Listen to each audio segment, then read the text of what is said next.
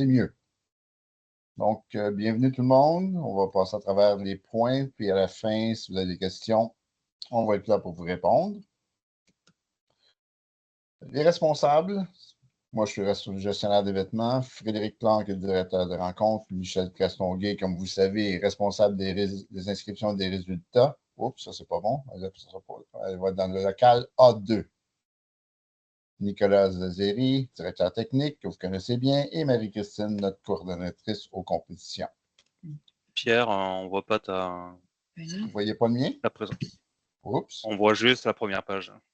Oh oh. Ben oui, moi aussi. Oh oh. Donnez-moi 2 secondes. On va voir pourquoi. C'est quand j'ai fait le share tantôt qu'on a perdu. Ouais, c'est bon. Là, c'est bon? En fait, on voit ça là. Exact, c'est bon. On est sur la deuxième. Là. Attends. OK. Et là? Toujours sur la deuxième. Oui, non. Toujours sur la deuxième? OK. Quelque chose qui fonctionne. OK. Je retourne ici. Oui, tu peux le faire comme ça en descendant. OK. Là, on a la deuxième? Oui. OK. La troisième. C'est good. J'ai pas de... On a tout perdu nos animations. OK. C'est pas grave. Attendez, juste, je vais retourner en arrière. Excusez-moi, hein, parce que je fais ça tellement souvent dans ma vie.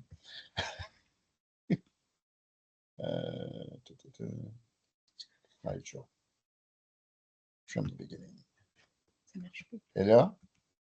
Non, c'est pas mieux? Je comprends pas pourquoi. Est-ce que tu as plusieurs écrans ou pas? Non, juste un. Non? Juste un? Okay. Ouais. Oui, je vais fermer celle-là. Je pense que OK. J'ai aucune tu idée. ressortes puis tu rentres dans la... Ouais, je ressors, je rentre. Tu rentres. Mais... Sérieux? Oui. Oui. Mais tu peux le faire dans même. OK, on va continuer comme ça. Je m'excuse. Bon. Mon rôle, c'est de soutenir et réviser le comité organisateur. Je suis la liaison entre le comité organisateur et la fédération. S'assurer du bon déroulement du championnat, faire les assignations des officiels majeurs qui ont été faites, puis on en avait beaucoup cette année, ce qui était bien, contrairement à l'année dernière. Surveiller le travail des officiels majeurs, s'assurer du respect des règlements, former un jury et présider le jury d'appel, le cas échéant. Évidemment, préparer les rapports statistiques, recueillir les rapports et recueillir les statistiques, faire des recommandations pour les compétitions futures qu'on avait faites l'année dernière et plusieurs des recommandations qu'on avait faites ont été adoptées. C'est toujours encourageant pour tout le monde parce que c'est une discussion qu'on a eue entre nous à certains moments donnés que j'ai eu avec certains entraîneurs et on fait des suggestions à la Fédé et parfois c'est accepté. Donc, oups, excusez-moi encore, on descend. Le but, c'est qu'on fasse du championnat québécois un happening. Et ça, c'est une progression, c'est graduel qu'on fait ça, évidemment. On essaie de mettre en place des choses, développer des partenariats de qualité et des partenariats à long terme avec nos commanditaires le plus possible. Et ça, c'est bon pour tout le monde parce que plus la fédération fait des sous grandes, plus on peut mettre des choses en place. Le championnat québécois, il faudrait, dans ma tête à moi, puis je vais faire un petit éditorial si ça ne dérange pas, il faut que ça soit plus gros que ce qu'on a eu depuis des années. Ce que je veux dire par là, c'est quand on parle aux joueurs de hockey qui vont à la Coupe Dodge, c'est l'événement de l'année. Ils sont fiers d'en participer. Il faut qu'on soit capable, nous, en tant qu'officiels, en tant qu'entraîneurs, en tant que fédération, vendre notre produit. Le championnat québécois, c'est leur championnat. À la fin de la compétition, le gagnant, il est champion québécois. Ce n'est pas une compétition ordinaire, puis ça, je l'entends souvent de la part des nageurs dire ah, ben, c'est un autre compétition comme les autres. Non, c'est ton championnat. Quand tu as fini, tu es champion. Ils ne pourront jamais te l'enlever. C'est comme quand on a fait les championnats du monde en 2014, le championnat, les champions du monde de cette année-là, c'était quelque chose qu'on ne peut jamais leur enlever. C'est la même chose qu'il faut essayer de promouvoir, puis ça va vendre notre sport. Ça, c'est mon opinion, comme vous connaissez, que je respecte. On va passer à travers le bulletin technique rapide avec toutes les choses qu'on a mis dedans. Pour les forfaits, les préliminaires, de demain, c'est jusqu'à 19 h ce soir. Tous les forfaits que vous allez faire cette année, tout doit être fait en ligne seulement.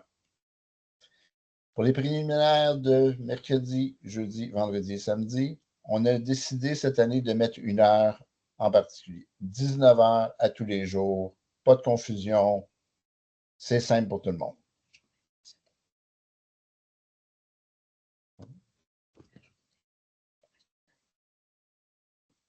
Pour les finales, 30 minutes après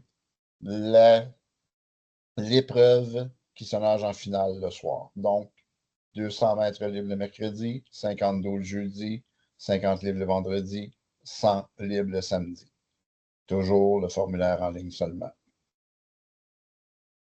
Les pénalités, 25 $ pour tout forfait non déclaré en préliminaire comme en finale.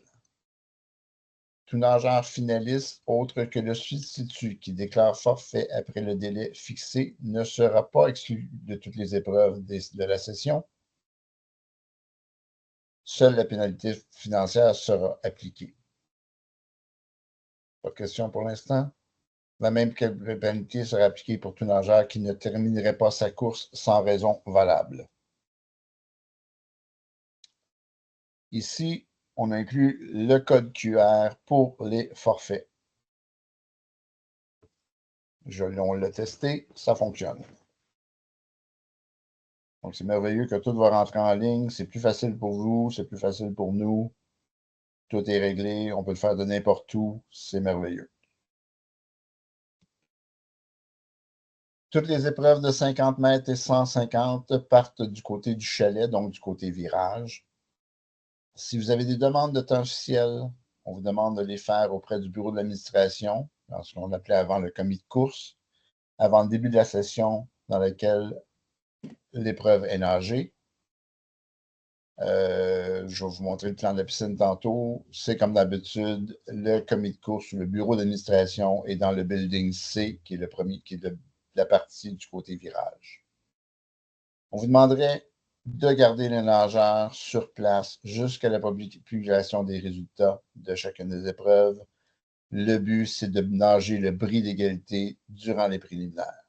Évidemment, on va venir vous voir le plus rapidement possible pour trouver un temps pour nager qui soit adéquat pour tout le monde, mais l'idéal pour tout le monde, pour les finalistes, c'est de nager ça pendant les préliminaires. Donc, si vous pouvez, prenez le temps d'attendre les résultats pour qu'on puisse procéder rapidement au bris d'égalité. Les nageurs vont avoir des cartes d'accréditation. Les entraîneurs et les officiels auront un bracelet.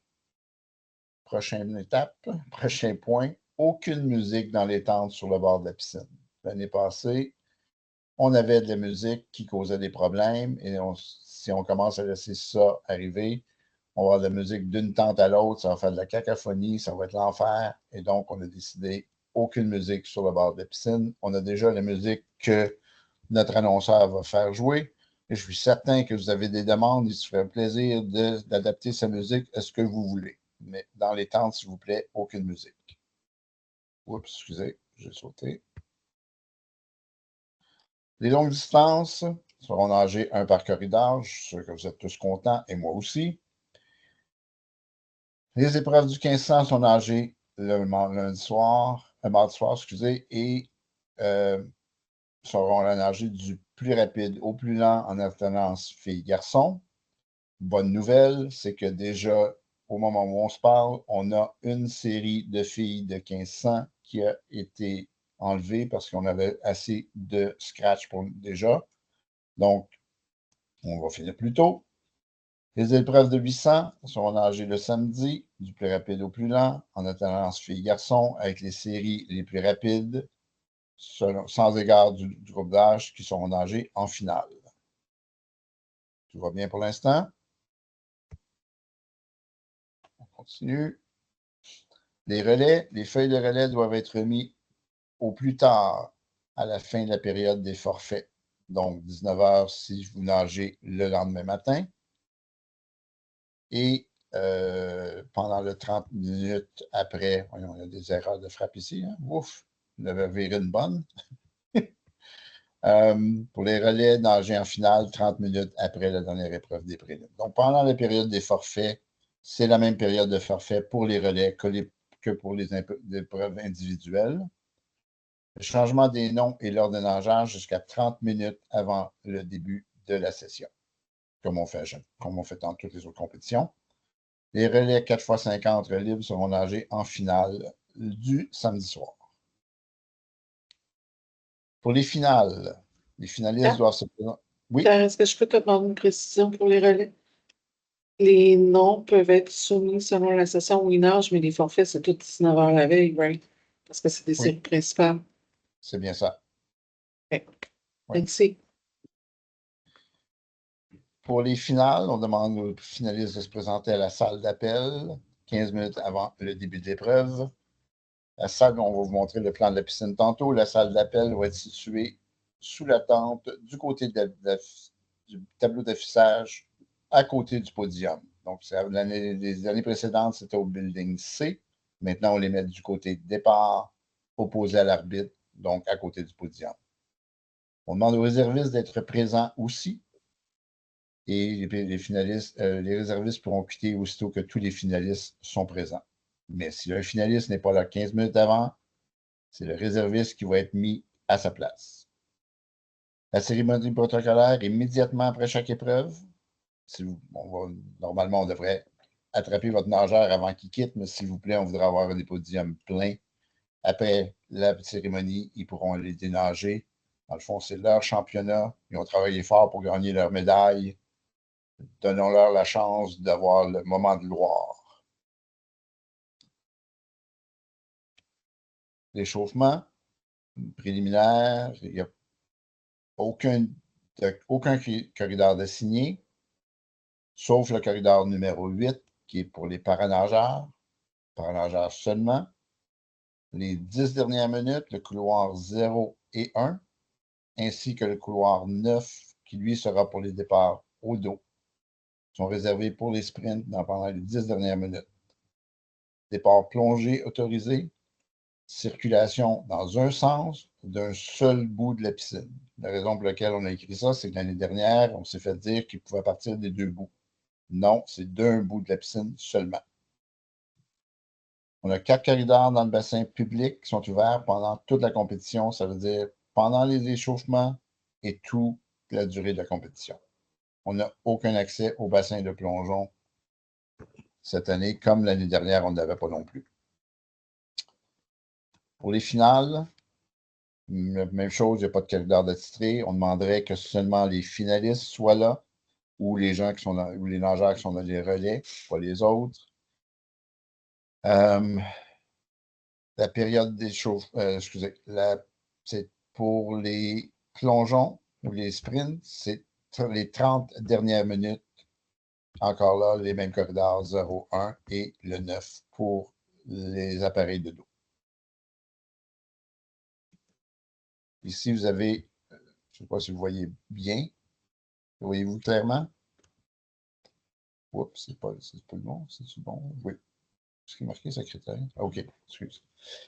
Donc, le bassin, à votre gauche, en jaune, la table nappée où sera les officiels et l'annonceur. D'opposé, vous avez en bleu le podium, à côté la salle d'appel. À l'autre bout, vous avez les départs du 50, derrière eux, le comité de course. La boutique outside, comme l'année dernière, va être dans le B2 avec des clôtures Mills où les gens vont pouvoir rentrer, les spectateurs vont pouvoir rentrer et aller dans la boutique outside. Le secrétariat a été déplacé dans le A2, puisque cette année, on a dans le A1 les caméras, le système électronique et les juges pour les caméras haute vitesse. Et oui, on va avoir des caméras haute vitesse. Je vous dis ça à 99% parce qu'il reste une couple de petites choses à régler, mais on devra avoir les caméras haute vitesse. À votre gauche, en arrière, vous avez le barbecue. Jusqu'ici, ça va. Et là, on va parler des caméras haute vitesse. C'est extraordinaire d'avoir ça. Et voici pourquoi. Premièrement, on va dans le building A1. Malgré qu'on a les caméras haute vitesse, on va quand même avoir des chronométreurs, mais normalement, on n'aurait pas besoin de chronométreurs, mais puisque c'est la première fois qu'on les utilise, on va s'assurer qu'on a un backup au backup. Ce qui veut dire qu'au lieu d'avoir un juge en chef à l'arrivée, on a un juge à l'électronique en chef, un enregistreur et un juge HSV. Ceci nous permet de déterminer le temps du nageur à 3 centièmes de seconde. Ce qu'on avait avec les chronométreurs avant, c'était 3 dixièmes, c'était notre point de référence pour voir si les temps étaient bons. Maintenant, si on a une touche légère, on peut parler de déterminer le temps à l'intérieur de 3 centièmes de seconde, ce qui est merveilleux pour vos nageurs, merveilleux pour vous, c'est beaucoup plus précis. Par contre, je vais revenir en arrière. Le côté négatif de tout ça, je reviens ici. Si vous regardez derrière le juge arbitre et la table nappée, vous avez 2 clôtures devant le building. Ce qui veut dire que d'un côté, on a des caméras haute vitesse, c'est merveilleux pour les nageurs, et de l'autre côté, malheureusement, vos nageurs vont être obligés de faire le tour de la piscine pour venir nager. Ils ne pourront pas passer devant le building A1. Ben, c'est une petite curve, mais quand on pense qu'on va avoir des temps beaucoup plus précis pour vos nageurs quand il va y avoir des touches légères, c'est un mal qui n'est pas si grand que ça à faire un tour de piscine. Mais c'est évident qu'on ne peut pas avoir personne qui passe devant le building A1 parce que l'opérateur de l'électronique ainsi que le juge en chef électronique, ce qu'on appelle le JEC, doivent avoir une vue claire des touches au moment où les nageurs arrivent. Donc, d'un côté, il y a une douleur à avoir, puis de l'autre côté, ben, il y a une grande satisfaction à savoir que si vous avez une touche légère, le temps qu'on va être capable de déterminer avec l'entraînement que ces gens-là ont eu, sont capables de déterminer le temps de votre nageur à l'intérieur de 3 centièmes de seconde de ce que le temps a été avec une plaque. Donc, c'est assez intéressant à avoir. Les bandes adhésives, conformément à l'article C15.3.1, on va avoir un comité de 3 personnes qui vont vérifier les bandes. La vérification aura lieu avant le début de chacune des sessions, pendant les échauffements. Toutes les vérifications doivent être terminées au plus tard 15 minutes avant le début de la session.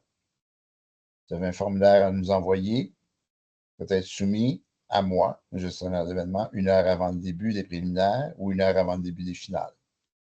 Vous trouvez le moyen de rencontrer votre nageur avec vous, l'entraîneur présent, évidemment. On va examiner, les personnes en question vont examiner les bandages adhésifs. Si c'est accepté, ce qu'on va faire, c'est qu'on va prendre une photo de la bande adhésive de notre nageur qui sera vérifiée par le juge arbitre au moment que votre nageur va sortir de l'eau. S'il y a eu un changement de la bande adhésive, ça représente une disqualification automatique. Si votre nageur a le même bandage adhésif pendant toute la semaine, on n'a pas besoin de revoir votre nageur. S'il y a un changement, on doit recommencer la procédure avec les personnes du comité. La décision du comité est définitive, finale. Donc, c'est des gens qui ont des connaissances médicales qui vont juger ça. C'est 3 personnes. Et quand la décision est prise, c'est qu'on ne veut pas des bandages adhésifs qui offrent un avantage aux muscles ou un avantage physique aux nageurs. Un nageur qui n'aura pas été, donc tout nageur qui n'aura pas passé par là, c'est aussi une disqualification. Ça va? L'estimé de temps, ça c'est comme je dis toujours, le pire scénario ou le plus long scénario, parce que déjà, on a une série de 1500 chez les filles qui est enlevée, donc 21h09, c'est le plus tard qu'on devrait finir. Évidemment, pour toutes les autres sessions, il va y avoir des forfaits et ça devrait probablement changer au fur et à mesure. Mais ça, c'est le scénario le plus long. S'il y a des intempéries, pas qu'on a déjà eu, n'est-ce pas? S'il y a de la pluie ou de la pluie torrentielle, on continue. S'il y a des orages, la période d'arrêt, c'est 30 minutes après le dernier coup de tonnerre. Les nageurs et entraîneurs pourront prendre refuge dans le building principal, dans toutes les salles en haut qu'on a, c'est-à-dire du côté de l'hospitalité, où on a aussi ce qu'on appelle la section hospitalité, on appelle ça l'aile des hommes, mais on a aussi la même salle, la même grande salle du côté de l'aile des femmes. Donc, on pourrait prendre refuge là, évidemment, dans le bureau d'administration, dans le building C aussi, si c'est nécessaire. Et peu importe, on pourrait passer à travers les différents scénarios parce qu'il y en a plusieurs, mais que Nicolas avait fait un tableau d'ailleurs sur lequel nous, on se base. Mais je vais vous faire fi de passer à travers tous les différents scénarios possibles et imaginables. Je veux juste vous assurer que tout ce qu'on va faire, on va faire tout ce qui est en notre pouvoir d'avoir un programme complet. Parce que malheureusement, on n'a pas pu faire ça exactement comme ça l'année dernière parce que la dernière journée, on s'est retrouvé avec des finales par le temps. Mais autant que possible, on va avoir un programme complet, c'est-à-dire que s'il faut déplacer des épreuves qui n'auraient pas été nagées une journée en particulier, il y a possibilité de les mettre à la fin des prélims de la journée suivante. Il y a différents scénarios, tout en gardant en mémoire que aucune série préliminaire, aucune session préliminaire ne dépassera 14h30 et aucune finale ne dépassera 21h30. Mais on va faire tout en notre pouvoir pour garder un programme complet. Comme l'année dernière, quand on a eu un problème, on a eu une réunion avec les entraîneurs et on a discuté des différentes possibilités et c'est passé au vote. Les entraîneurs avaient approuvé. Donc, finalement, on a fait ce que tout le monde avait, que la majorité des gens désiraient faire. Évidemment, ce n'était pas l'unanimité, on n'a jamais eu l'unanimité. Voici le tableau que Nicolas avait préparé il y a de ça 2 ans. Donc, ouais, c'est différents scénarios, comme je vous ai dit, qu'on ne passera pas à travers, mais on se fie à ce tableau-là, nous, quand on a des discussions ensemble pour prendre une décision pour le bien des nageurs, pour s'assurer que tout le monde puisse nager. Ce qu'on a cette année, ce qu'on a mis en place, c'est un WhatsApp. C'est-à-dire qu'on voudrait que tous les entraîneurs se joignent à un WhatsApp s'il y a des communications importantes comme on a eu l'année dernière où justement on voulait rassembler tout le monde pour avoir une réunion ou si on prend une décision quelconque sans qu'il y ait de réunion, qu'on puisse communiquer avec vous facilement et que tout le monde ait l'information rapidement. Ça va seulement être utilisé s'il y a des changements ou quoi que ce soit. Donc, en espérant qu'il va faire beau toute la semaine, on n'aura pas besoin de s'en servir, mais l'année dernière, c'était difficile de rejoindre tout le monde. Cette année, on est plus au niveau de la technologie. On s'améliore de chaque année, d'année en année. Maintenant, on vous avait vu passer la pratique éco-responsable que la Fédé a mis en place.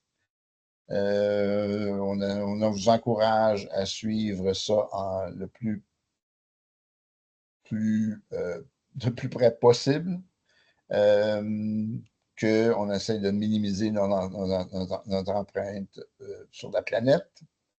Donc, je vous demanderais de passer à travers ça autant que possible. Surtout qu'on sait très bien que année après année, on se retrouve avec beaucoup de déchets alentour de la piscine, beaucoup de choses qui sont laissées alentour de la piscine par certains nageurs.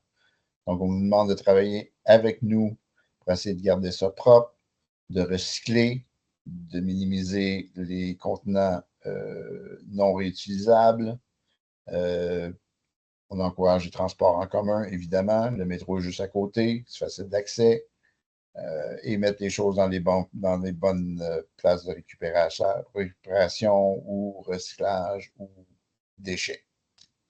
Travail d'équipe pour en arriver à quelque chose qui serait bien pour tous. C'est bon? Et finalement, les points importants, le feu d'artifice le jeudi soir, le pont Jacques-Cartier sera fermé à compter de 20h. Le web diffusion, là-dessus, je vous avais pas le lien n'a pas été mis dans mon PowerPoint, mais il y a un lien pour le web diffusion. Le vendredi soir, après les finales, soit le 28 juin, les officiels ainsi que tous les entraîneurs sont conviés à une soirée sociale. Des boissons et des grillotines seront offertes. On avait fait ça l'année dernière, le samedi, la dernière journée. Il était suggéré de faire ça le vendredi soir, comme ça, on aimerait avoir le plus d'entraîneurs possible, parce que certains entraîneurs ont quitté pour retourner après les finales du samedi. Donc, on a décidé de déplacer ça le vendredi soir. Donc, tout le monde est convié là. On a eu beaucoup de plaisir à échanger ensemble l'année dernière, avoir des idées, mettre des idées sur en place, essayer de modifier des choses et avancer dans la bonne direction ensemble.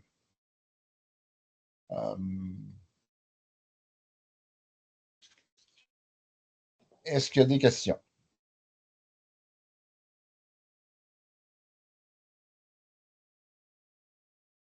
Allô? Oui. Ah bien? Entendez-vous? On peut commencer avec Peter, qui était la question numéro 1. Peter? Merci. Juste un couple de questions. Pierre, Oui. le formulaire pour le taping, est-ce qu'il est en ligne pour qu'on puisse préparer en avance? Parce que je n'ai pas vu au site FNQ. Est-ce qu'on peut le mettre là pour qu'on puisse le remplir avant qu'il y arrive mercredi? Bonne question. Le formulaire, Marie-Christine, il est où? Je vais le mettre ce soir sur le site Internet, Peter. Avec tous les autres documents? Exactement. OK, parfait. Une autre question, je ne pense pas que ce serait un gros problème, mais pour Ready Room, 15 minutes avant, un nageur avec un double, est-ce qu'il s'il va aller dénager, est-ce qu'il peut dire « je vais être là, il n'y a pas de problème », est-ce qu'on peut faire, il y a du leeway là? Oui. Viens nous avertir Okay. et je m'assurerai que les gens qui sont au Ready Room le savent. Oui. OK, parfait. C'est certain que quand on a des situations comme ça, on va être capable de faire des exceptions. Et le dernier, c'est le réchauffement de demain pour les nageurs de 1500. Est-ce que c'est ouvert à tout le monde pour que tout le monde puisse rentrer dans l'eau ou est-ce que c'est seulement pour les nageurs de 1500? C'est supposé d'être seulement pour les nageurs de 1500. OK, Les nageurs qui nagent dans cette journée-là, oui. Alors, la piscine n'est pas disponible pour les nageurs avant? À partir de 4 heures, la piscine ne serait pas disponible pour ceux qui ne nagent pas le 1500, mais avant ça, la piscine est disponible pour tout le monde. Oh, avant 4 heures, c'est disponible pour tout le monde? Oui, l'échauffement officiel pour la session de demain soir est de 4 heures à 5 heures moins 10. Oui. Donc, tout ce qui est avant, à partir de 6 heures demain matin, entre 6 heures et 7 heures, vous avez droit à la piscine, mais il n'y a pas de sauveteur. Vous devez être sauveteur national pour être là. À partir de 7 heures demain matin, on a des sauveteurs qui vont être sur le bord de la piscine et ça, c'est ouvert à tout le monde jusqu'à l'échauffement qui va être à 4 heures. Parfait. Merci beaucoup. Bienvenue. C'est Mont Tremblant qui a une question aussi. Oui, bonjour. Justement, pour l'accès à la piscine avant 16 heures demain, est-ce qu'on paye l'entrée ou c'est gratuit? Non, il n'y a pas d'entrée à payer. Je ne paye pas d'entrée. Il y Super, avait des clubs qui se sont présentés aujourd'hui. Vous dites que vous êtes dû pour la compétition, puis vous devriez être capable de passer sans problème. Parfait, merci. Et l'accréditation, on la prend n'importe quand demain ou juste L'accréditation, Fred? Logiquement, elle devrait être accessible à partir de midi au salon des bénévoles, dans l'aile des hommes. OK, merci. Salim. Allô, bonjour tout le monde. Moi, j'ai une question. En fait, je viens de prendre connaissance de l'horaire l'estimé temps. Il y a pas mal de sessions préliminaires qui finissent à 1h30, je dois dire. Ma question est simple. Est-ce qu'il y a moyen de commencer un tout petit peu plus tôt, 7h30 au lieu de 8h, pour avoir un petit peu plus de temps entre les prélims et les finales, sachant que la majorité de nageurs qui vont faire des finales vont devoir nager les relais à cette heure-là?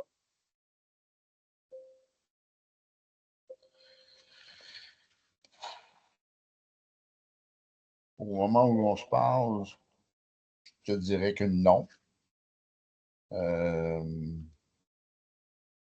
À cause de la complexité de tout ce qu'on a à faire pour changer ça à la dernière minute, je te dirais que non.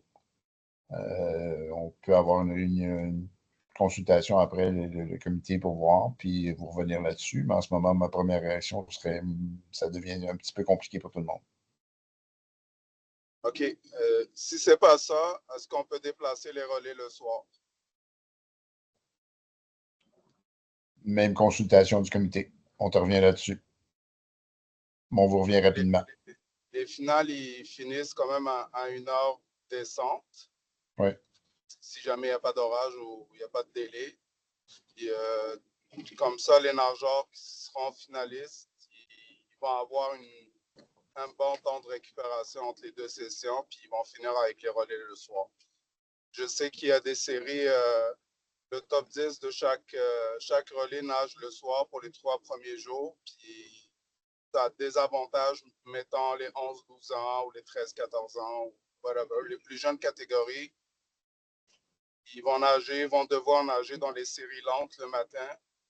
Peut-être que vous devriez peut-être y penser puis revoir votre position. Je le sais que c'est dernière minute, mais avant 3h30 aujourd'hui, on n'avait pas accès à cet estimé de temps. Puis je réalise que 2h30 entre la fin du relais puis le début du warm-up des finales, il y a le voyagement en métro, il y a le dîner, il y a le retour à la piscine. Fait que ça ne laisse pas beaucoup de temps aux nageurs de récupérer entre les sessions.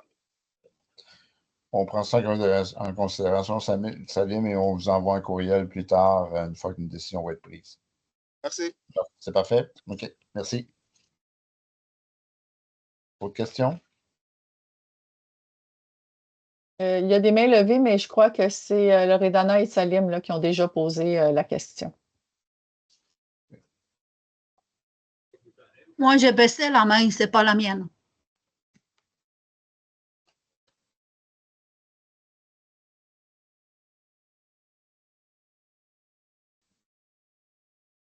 Donc, en ce moment, il n'y a pas d'autres questions, Pierre. OK.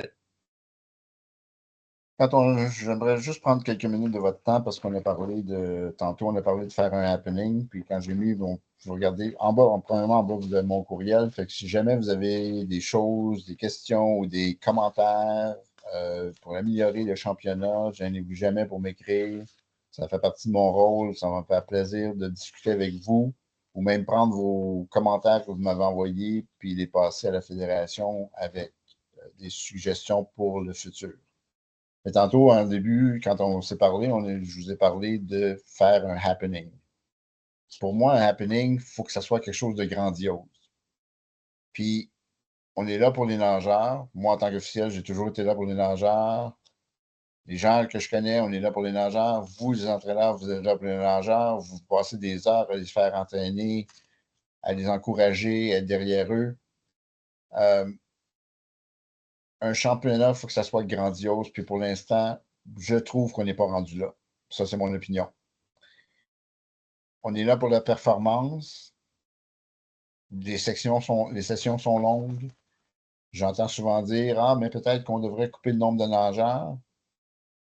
Si on coupe le nombre de nageurs, ça veut dire qu'il y a certains nageurs qui ne feront pas, qui ne sont pas au championnat.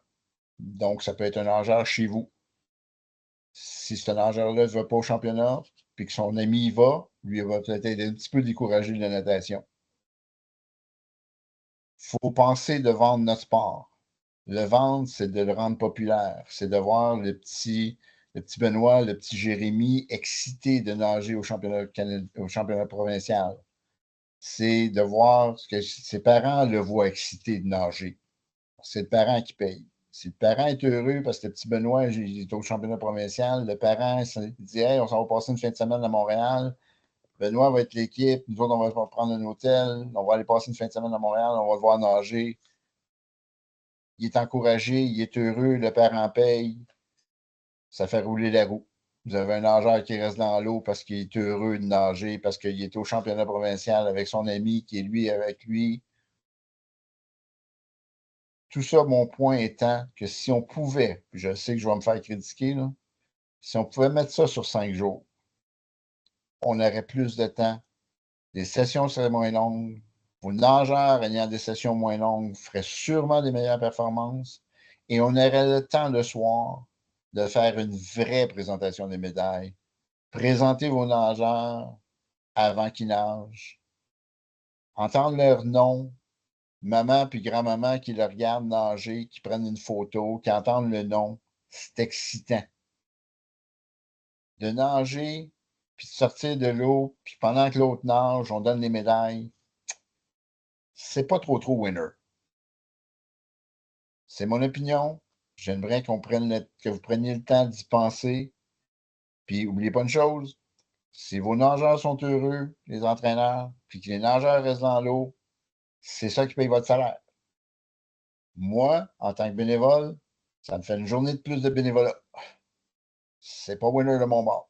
Mais je suis prêt à le faire parce que je sais pertinemment que si les nageurs sont heureux, les parents sont heureux, notre sport va grandir, on va vendre notre sport. Parce qu'on est en compétition aussi avec les autres sports. On est en compétition avec l'école de musique, on est en compétition avec toutes les autres. Mais s'ils sont heureux et ils veulent nager, c'est ça qui est winner. Puis il faudrait que l'on arrive un jour que notre championnat provincial ait l'air d'un vrai championnat provincial. C'est mon opinion. Merci de m'avoir écouté. J'espère que vous allez y réfléchir. J'espère que vous allez avoir un excellent championnat. Je n'ai pas pour venir nous voir, Frédéric, moi, Marie-Christine, Nicolas. Vous avez des choses à nous dire. Venez nous voir, on va vous écouter. On va essayer d'avancer pour que le championnat de cette année soit une réussite. J'en suis certain que ça va bien aller, mais qu'on puisse avoir des plus beaux championnats, qu'on travaille ensemble pour améliorer notre produit. C'est tout ce que j'avais pour aujourd'hui. Bon championnat à tous. On a bien hâte de commencer demain. C'est très excitant, surtout si nos caméras fonctionnent bien. Ça va être merveilleux pour tout le monde. Merci à tous. Bonne soirée. Merci, à demain. Merci.